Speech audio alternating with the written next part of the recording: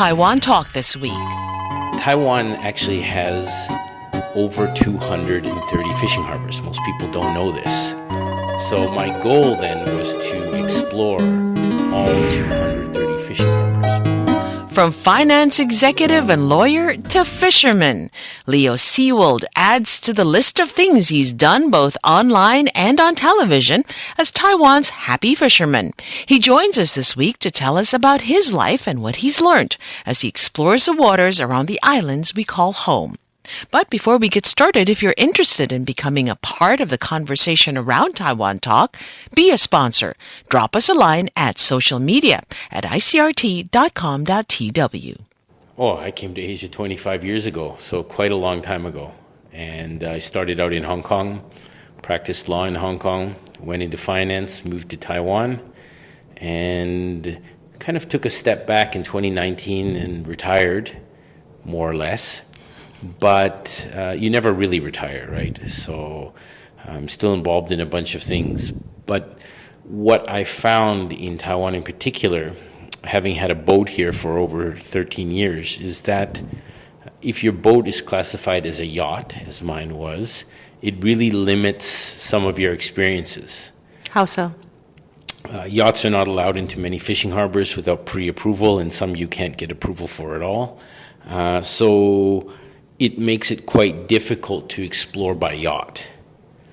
So in 2019, I actually had the privilege of becoming Taiwanese, and I realized that after becoming Taiwanese, I could become a Taiwanese fisherman.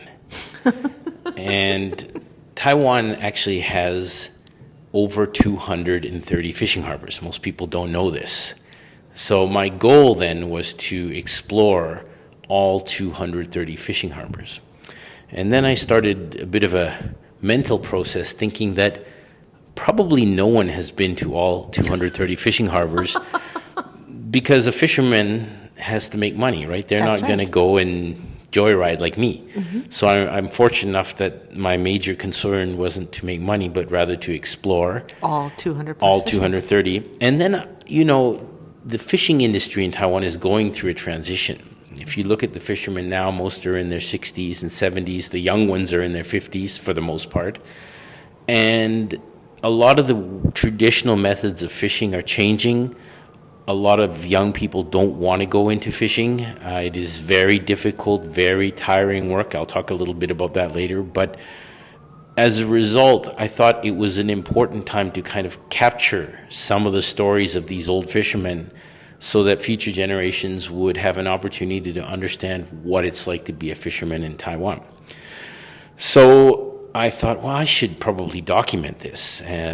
But I'm a lawyer and I'm a finance person. I am not somebody who can document something. Right. Right. So I reached out to a few friends and ended up meeting my co-producer, Peter.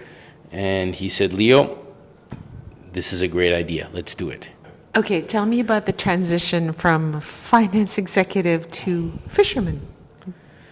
Well, surprisingly, there's a lot of similarities, right? The financial markets also go up and down, much like your boat. There are seasons, you have to catch it at different seasons for different fish. It also depends on it's speculation. I think the fish are going to be here.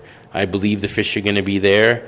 Quite the same when you pick funds, right? You're kind of speculating on where your returns are going to be the greatest. So there's a lot of similarities. But I would say my biggest realization out of this is that fishing is not a job. I have so much respect for the fishermen because it is a profession. And what the distinction is in my mind is that, you don't decide, I don't want to work today, or it's 9 o'clock, I go to work. You go to work when the fish are in season, and you work till the boat is full. And you don't come back till the boat is full, unless you have a mechanical problem or something else. So it is extremely demanding. And there are days that you will work 20 hours plus until you almost can't work anymore. And then you sleep and you carry on the next day and have somebody watch. It is very, very difficult work. It is dangerous work sometimes. Mother Nature is not to be toyed with.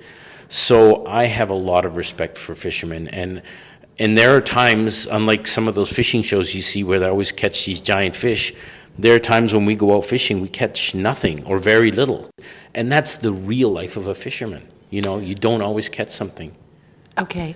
What have you, other than tying in the financial industry to fishing, what have you discovered about the fishing waters off of Taiwan? There's a lot of complaints about the quality of the water, how pollution has affected, our shorelines. What have you discovered? Well, there's no doubt when you talk to the fishermen that there are less fish than there used to be. And I know if you just fish the inner shore waters, within a kilometer or 2 or 3, there are not that many fish. However, if you go offshore a bit, you still have the chance to catch giant tuna. You still have the chance to catch totoyu, the Spanish mackerel. There are still a lot of fish. And particularly if you go to the east coast of Taiwan, the water is very, very clean. It is beautiful and crystal clear. It is inspiring to me. We always need to be conscious, and I'm a big one for conservation, but I'm trying to say the battle isn't lost. We still have a lot of rich natural resources here. We just have to make sure that we maintain that. If you had to pick one incident over the last 2.5 years that makes you rethink your life choices, for good or for bad, what would that be?